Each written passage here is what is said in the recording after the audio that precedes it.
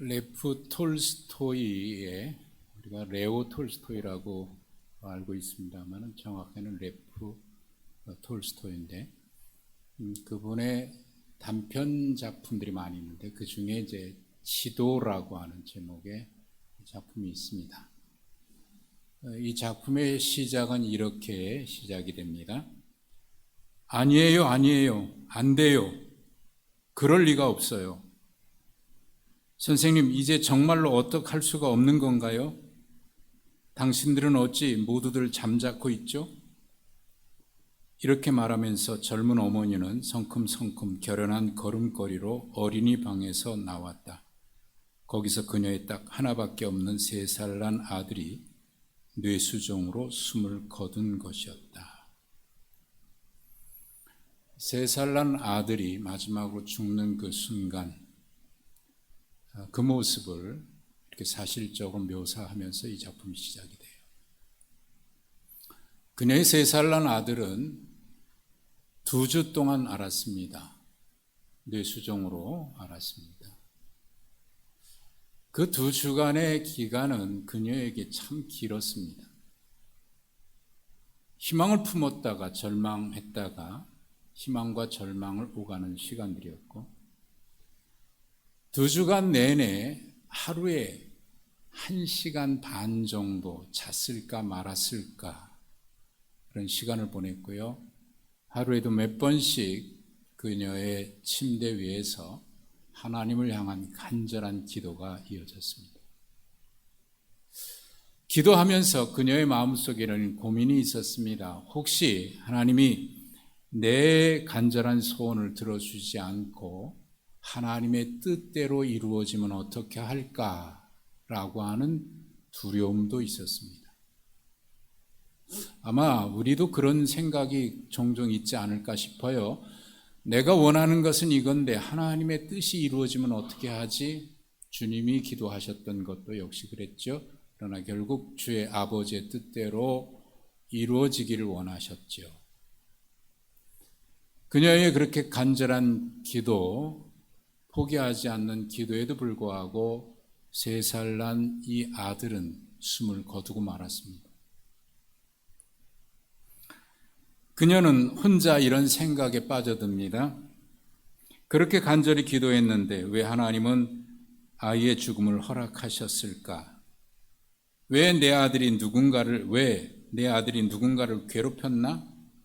누군가에게 해서는 안 될 나쁜 짓을 한 것인가? 그 아이가 내 전부라는 것을, 그 아이 없이는 내가 살 수 없다는 것을 하나님께서 모르셨다는 말인가?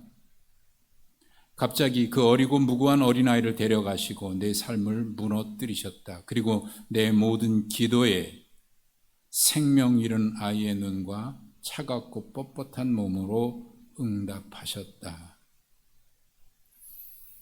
이 작품 속에는 이 아이의 어머니가 혼잣말로 이렇게 묻는 대목이 있습니다. 하나님께서 이렇게 소름 끼치는 일을 하시는데 왜 기도해야 하는가? 여러분은 이 어머니의 이 질문, 3살 난 아이를 위해서 기도했는데도 결국 간절한 기도에도 그 아이가 세상을 떠났을 때 이 어머니가 하는 이 질문, 왜 내가 기도해야 할까라고 하는 질문에, 이 질문이 여러분에게 하는 질문이라면 여러분은 뭐라고 응답하시겠습니까? 오늘 예수님께서 말씀하신 이 비유는 항상 기도하고 낙심하지 말아야 할 것에 대해서 하신 비유의 말씀입니다. 한 도시에 하나님을 두려워하지 않고 사람을 무시하는 재판관이 있었습니다. 예수님은 그 재판관에 대해서 불의한 재판관이라고 말씀을 하셨습니다. 그런데 그 마을에 억울한 일로 한이 많은 한 과부가 살고 있었습니다. 공정한 사회라면 이런 억울한 일 당한 힘없는 사람이 도움을 받을 수 있는 곳이 있어야 하는데 그렇지 못했습니다. 이 불쌍한 힘없는 과부는 법의 도움을 얻고자 재판관을 찾아가서 자신의 한을 풀어달라고, 억울한 일을 풀어달라고 하소연합니다. 하지만 이 불의한 재판관은 이 여인의 억울한 일을 들어주지 않습니다. 하나님을 두려워하지 않고 사람을 무시하는 사람이었기 때문입니다.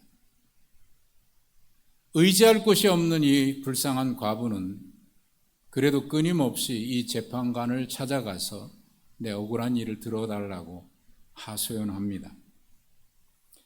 성경은 그녀가 계속적으로 찾아갔음을 강조하기 위해서, 반복하고 또 반복해서 찾아갔음을 강조하기 위해서 자주 가서라고 하는 표현을 썼습니다. 근데 이 단어는 원문에는 미완료 과거 시제로 되어 있습니다.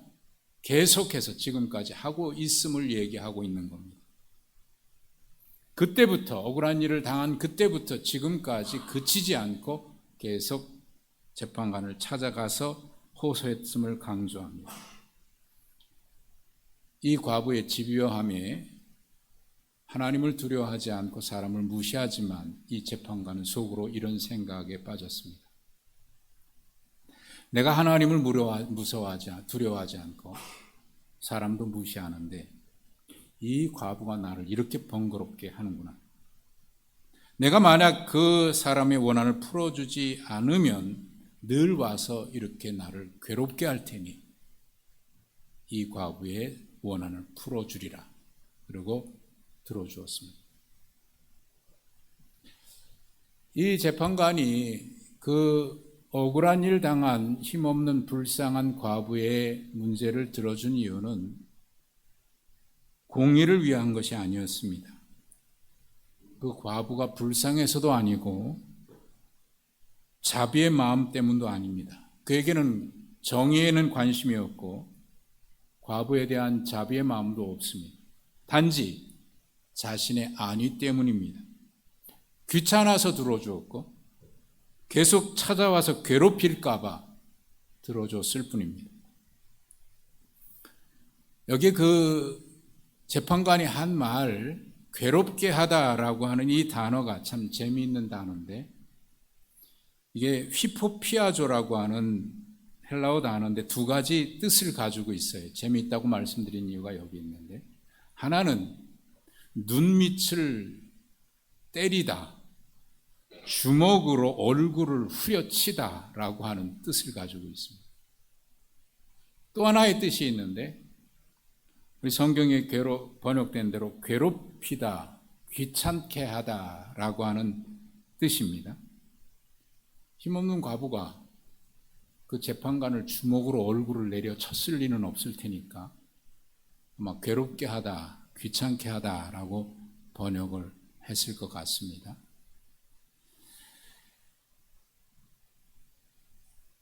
우리가 생각할 때도 그게 맞을 것 같아요. 그러나 새한글 성경에는 원문의 뜻을 그대로 살려서 이렇게 번역을 했습니다. 끝내 와서 내 얼굴을 후려치는 일은 없게 해야지 하면서 들어준다고 얘기했습니다.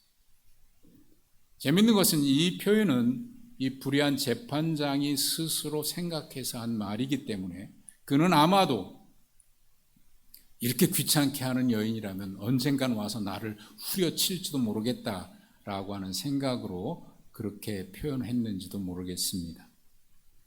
결국 재판관은 자신의 평판이나 안위 때문에 과부의 원한을 풀어주었습니다. 이 본문의 말씀을 제가 어렸을 때 부흥에서 부흥사 목사님의 설교를 이렇게 들었습니다. 이 과부처럼 하나님 앞에 끈질기게 매달리면, 들어주실 때까지 매달리면 하나님 응답하신다라고 하는 설교를 제가 들었고, 비슷한 예로 야곱의 야복강에서의 기도를 말씀하실 때도 한도뼈가 부러져도 놓지 않고 매달렸던 것처럼 끈질기게 하나님을 물고 늘어져라, 그러면 하나님이 응답하신다, 그런 설교들을 들었습니다. 또 기도원에서 소나무를 뽑을 정도로 기도해야 하나님이 들어주신다. 그런 이야기도 들었습니다. 이 모두가 다 우리가 하나님 앞에 기도할 때 간절하게 기도해야 된다라고 하는 것을 강조하기 위한 것이면 알겠습니다. 그런데 이런 생각은 떠나지 않는 거예요. 그렇게 하나님 앞에 간절히 기도해야 된다는 것을 말한 것은 맞기는 맞는데, 그러면 하나님은 과연 그런 하나님이신가라는 그 의문은 제 머릿속에서 떠나지를 않았겠습니다. 물론 그럼에도 불구하고 하나님 앞에 나무 한번 뽑아보겠다고 몸부림쳤던 시절도 있었긴 했습니다. 하나님은 물론 우리의 간절한 기도, 사모하는 기도를 외면하지 않으시는 하나님이고 우리의 기도에 응답하시는 하나님입니다. 그런데 문제는 우리의 기도가 만약 응답되지 않는다면 간절하지 못한 것 때문일까? 그런 생각을 하게 됩니다. 10년, 20년 아니 그 이상도 기도했음에도 불구하고 해결되지 않아서 여전히 기도하는 분들도 있습니다. 앞서 소개해드렸던 이 톨스토이 작품에서 3살 된 어린아이를 잃은 어머니는 간절하게 기도하지 못했기 때문에 그 아이가 살아나지 못한 것일까요? 만약에 그 여인이 간절하게 기도했다면, 그리고 지금까지 포기하지 않고 기도했다면 죽은 3살 난 아이가 되살아날 수 있다, 그렇게 얘기해도 될까요?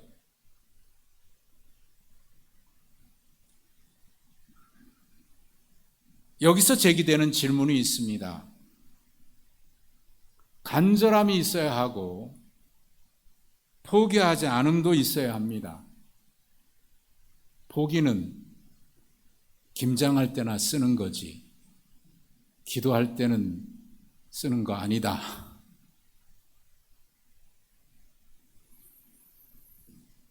질문입니다. 간절함이 있어야 되고 포기하지 않음도 있어야 하는데 그보다 더 중요한 것이 있습니다. 하나님의 뜻입니다. 오늘 지휘자께서 찬양을 선곡을 해주셨는데 이 찬양의 가사에 그런 가사가 나와요. 어떻게 이렇게 정확하게 오늘 설교를 알고?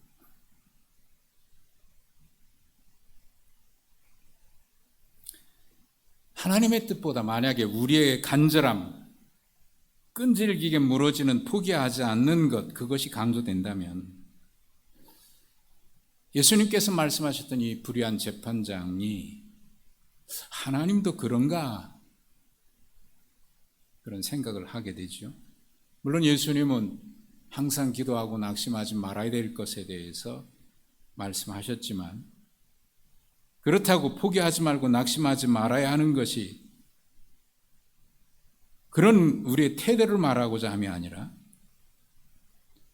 물론 포기하지 말고 낙심하지 말고 기도해야 되는데 그 이유가 그래야만 하나님이 들어주심이 아니라 하나님이 신실하기에, 하나님은 내가 원하는 때 내가 원하는 대로 들어주지 않는다고 하더라도 하나님은 신실하기에 언제나 내가 구하는 것이나 내가 구하는 때보다 더 정확하게 더 좋은 때 좋은 것으로 응답하시는 신실하신 하나님에 대한 그 신뢰, 믿음 때문에 포기하지 말고 인내하며 기도해야 되는 것이 이 말씀에서 주님이 하신 본래 뜻입니다. 6절과 7절에 보면 이 비유의 핵심이 드러납니다. 주께서 이르시되 불의한 재판장의 말하는 것을 들으라. 하물며 하나님께서 그 밤낮 부르짖는 택하신 자들의 원한을 풀어주지 아니하시겠느냐? 그들에게 오래 참으시겠느냐? 예수님은 불의한 재판장이 속으로 한 말을 들으라고 말씀하시면서 그 이후에 하물며 하나님께서라는 말로 이어가셨습니다. 예수님은 하나님을 이 불의한 재판장과 비교한 것이 아닙니다. 하나님은 이 불의한 재판장과 다르다 대조하신 겁니다. 하물며 하나님께서라고 하는 이 표현은 하나님은 이 불의한 재판장과 같지 않다, 그것을 말씀하심입니다. 이와 비슷한 표현이 마태복음 7장에도 예수님께서 기도에 대한 말씀을 하신 끝에 이렇게 말씀하신 적이 있죠. 너희 중에 누가 아들이 떡을 달라 그러는데 돌을 주고 생선을 달라 그러는데 뱀을 줄 사람이 어디 있겠느냐? 너희가 아무리 악해도 자식에게 좋은 것을 줄 줄 알지 않느냐? 하물며 하늘에 계신 너희 아버지께서 구하는 자에게 좋은 것으로 주시지 아니하겠느냐? 예수님이 육신의 아버지를 얘기하고 난 뒤에 하늘에 계신 아버지를 얘기할 때 하물며 하늘에 계신 너희 아버지라는 표현을 썼습니다. 여기는 대조라기보다는 비교인데 훨씬 더 좋으신 하나님에 대한 이야기를 한 거죠. 그래서 저는 성경을 읽을 때 하물며라고 하는 이 단어가 앞서 말씀드렸던 예와 오늘 본문에 있는 이 말씀에 의해서 하물며라고 하는 이 표현을 읽을 때 저는 이렇게 제가 속으로 읽습니다. 하나님이야 말해서 뭐 하겠어? 저는 속으로 그렇게 읽어냅니다. 예수님은 이 비유를 통해서 항상 기도하고 낙심하지 말아야 될 것을 말씀하셨습니다. 그리고 이어서 재판관과 다른 하나님을 말씀하시면서 이렇게 마무리 지으셨습니다. 내가 너희에게 이르노니 속히 그 원한을 풀어 주시리라. 그러나 인자가 올 때 세상에서 믿음을 보겠느냐 하시니라. 속히 그 원한을 풀어 주시리라. 그리고 끝났으면 좋았을 것을 그 뒤에 우리에게 뭔가 스스로 많은 생각을 하게 하는 이 질문을 남기셨습니다. 그러나 인자가 세상에 올 때 믿는 자를 보겠느냐? 라는 생각을 하게 합니다. 결국 예수님이 하신 말씀은 이 믿음에 대한 것이죠. 그런 믿음의 사람을 보겠느냐? 끈질기게 기도하라고 하는 말씀하신 것이 아니라 물론 우리의 기도는 간절해야 합니다. 하지만 그 기도의 동기가 그렇게 하면 하나님이 귀찮아서 들어주시고 놓고 끝까지 매달려야 그래 내가 들어줄게 제발 좀 그만해라 그렇게 해서 하나님이 들어주시는 그런 응답 때문이 아니라 우리가 왜 어떻게 그렇게 인내하고 기도해야 하는가 그 믿음에 대한 이야기를 주님은 하신 겁니다. 예수님이 말씀하신 이 비유의 시작은 1절에 이렇게 시작이 됩니다. 예수께서 이 비유를 그들에게 말씀하셨다고 되어 있습니다. 그들, 제자들입니다. 그때 제자들은 17장에 보면 바리새인들이 예수님께 와서 하나님의 나라가 언제 임합니까? 라고 물었을 때 예수님이 대답하십니다. 하나님의 나라는 볼 수 있게 임하는 것이 아니요 또 여기 있다 저기 있다 못하리니 하나님의 나라는 너희 안에 있다 하셨습니다. 너희 안에 있다 그러니까 많은 사람들이 이렇게 해석을 해요. 그래 천국은 마음에 있는 거지 저기 어디 있는 게 아니야. 하나님 나라는 그런 게 아니라 그냥 우리가 이 세상 할 때 어떤 마음을 먹느냐에 따라서 천국이다. 그렇게 해석하는 분들이 있어요. 천국은 물론 마음에도 천국이 있습니다만 예수님이 하신 말씀은 그런 천국이 아니에요. 예수님이 말씀하신 천국, 너희 안에 있다고 할 때 너희는 너라고 하는 단수가 아니라 너희라고 하는 복수를 쓰셨습니다. 그러니까 바리새인들이 지금 하나님의 나라를 기다리고 있는데 이미 내가 너희 안에 거하고 있다. 너희 중에 내가 있다. 예수님이 공생애를 시작하시면서 첫 말씀이 회개하라 천국이 왔다라고 말씀하셨습니다. 세례 요한도 예수님 오시기 전에 회개하라 천국이 가까이 왔다라고 얘기했습니다. 천국은 바로 예수님과 함께 임하는 것이고 천국은 예수님과 함께 사는 것이 천국입니다. 아무리 좋은 환경이었어도 예수님과 상관없이 살아가면 그걸 천국이라고 얘기할 수 있을까요? 달리 얘기하면 하나님의 뜻이 이루어지지 않는 우리의 욕심, 우리의 소원, 우리의 마음이 이루어지는 것 내 마음에 원하는 모든 것이 이루어지는 그것이 천국일 수 있을까요? 만약 그렇다고 하면 이 세상은 난리가 나도 벌써 난리가 났을 겁니다. 사람들마다 원하는 게 다 다르니까 말이죠.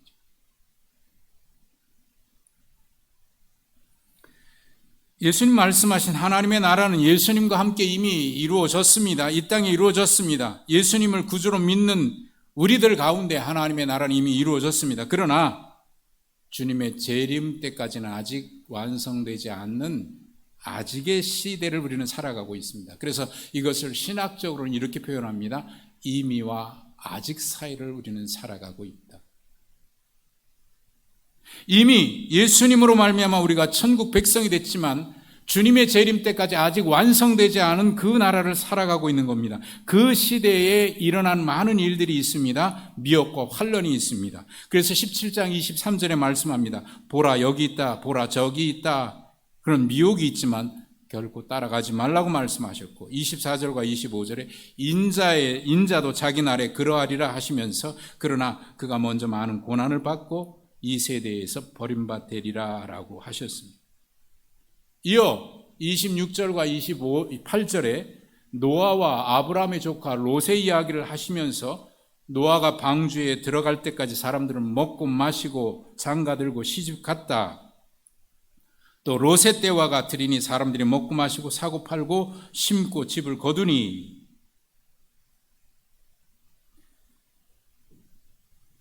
하나님의 말씀을 믿고 방주를 만들고 있는 이 노아, 여러분 그런 시대에 사람들은 하나님의 심판이 이미 선포됐음에도 불구하고 야 그런 일이 어디 있어 하고 자기 일에만 집중하는 사람들에게 노아의 방주를 만드는 모습은 얼마나 우스웠을까요? 저 뭐 하는 짓이야? 비난과 조롱, 얼마나 우스운 조롱도 있었을까요? 그러니 그 시대에 하나님의 말씀을 따라 믿음으로 산다는 것 많은 외로움이 있었고 고난도 있었을 것이 틀림없습니다. 세상이 아무리 타락해도 가장 타락한 것을 예로 들면서 아 세상이 이렇게 타락했어라고 얘기할 때 인용하는 것이 소돔과 고모라입니다. 그만큼 타락했던 도시였죠. 그런 도성에서 살고 있는 롯이 얼마나 힘들고 어려웠을까요? 그래서 베드로전서 2장 7절과 8절에는 이 소돔과 고모라 성에 살고 있는 롯의 고통과 그가 겪었을 어려움에 대해서 이렇게 기록하고 있습니다. 무법한 자들의 음란한 행실로 말미암아 고통당하는 의로운 롯을 건지셨으니 이는 이 의인이 그들 중에 거하여 날마다 저 불법한 행실을 보고 들음으로 그 의로운 심령이 상했다. 얼마나 힘들었을까? 이런 일들이 그때만 있는 것이 아니라 주님이 계셨던 그때도 그리고 주님 다시 오시기 전까지도 이런 일들이 일어나고 있다. 그러니 아직 이미와 아직 그 사이를 살아가는 하나님의 백성인 우리의 삶의 현장에는 이런 일들이 끊임없이 있음을 말씀하신 거죠. 환난도 있고 핍박도 있고 그리고 유혹도 있습니다. 그러나 끝까지 믿음을 지켜야 한다라고 말씀한 겁니다. 노아의 때의 노아와 같이 소돔과 고모라 때의 롯과 같이 믿음으로 살아야 하는데 여러분 그런 시대에 믿음으로 사는 게 말처럼 그렇게 쉽지만은 않다는 것 우리가 인정하지요? 그러기에 연약한 우리가 해야 될 일이 있는데 바로 기도일 수밖에 없습니다. 기도하지 않고는 살아내기 어려운 시대가 지금이기도 하고 앞으로도 다가오기도 하고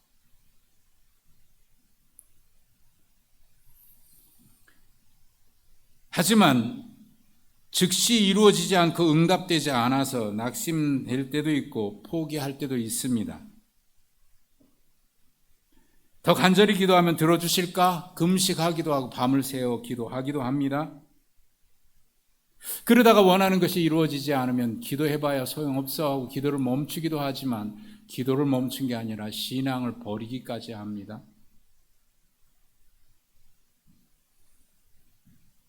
원하는 것이 이루어진다면 우리는 이렇게 얘기합니다. 끈질기게 매달려 기도했더니, 그렇게 열심히 기도했더니 하나님 들어주셨다고. 기도의 응답에 하나님의 은혜는 없고 우리의 애씀과 노력만 남습니다. 그렇게 기도했으니 하니까 된 거야.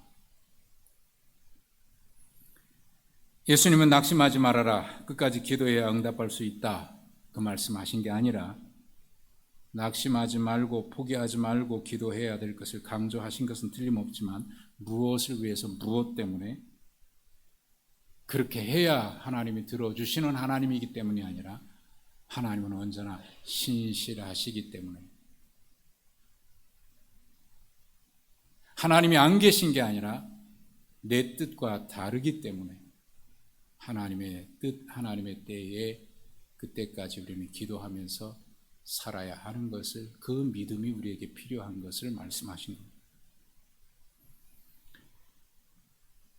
우리가 항상 기도하고 낙심하지 말아야 될 이유는 하나님이 우리의 좋으신 아버지이시기 때문입니다. 하나님과 우리의 관계는 불의한 재판장과 과부와의 관계와 같지 않습니다. 이 비유에서 주목해야 될 것은 하나님과 우리 사이를 뭐라고 주님 말씀하셨는가 하는 겁니다. 하물며 그 밤낮 부르짖는 택한 자들이라고 말씀하셨습니다. 환난과 미혹의 시대를 살아가는 제자들은 마치 불의한 재판관이 통치하고 있는 그 시대를 살아가는 과부와 같을지 모릅니다. 불의한 재판장에게 부르짖는 과부는 예수님의 말씀에 밤낮 부르짖는 택한 자들이라고 주님은 표현을 바꿔 말씀하십니다. 하나님의 신실함을 믿기에 이 비유의 끈질긴 기도는 그렇게 매달리라고 하는 것이 아니라 기도할 때 어떤 마음으로, 어떤 믿음으로 그렇게 항상 기도해야 하는지 그 믿음에 초점이 있습니다.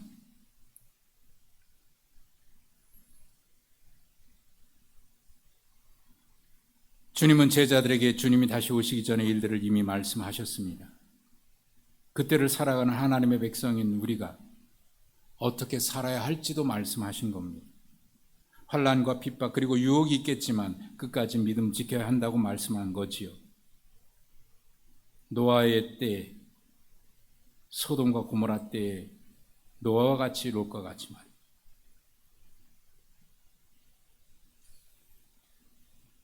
우리가 간절히 기도해야 되는 이유는 그래야만 하나님 들어주시기 때문이 아니라 응답되지 않아도 내가 원하는 대로 이루어지지 않는다고 할지라도 하나님이 선하신 하나님이시기 때문에,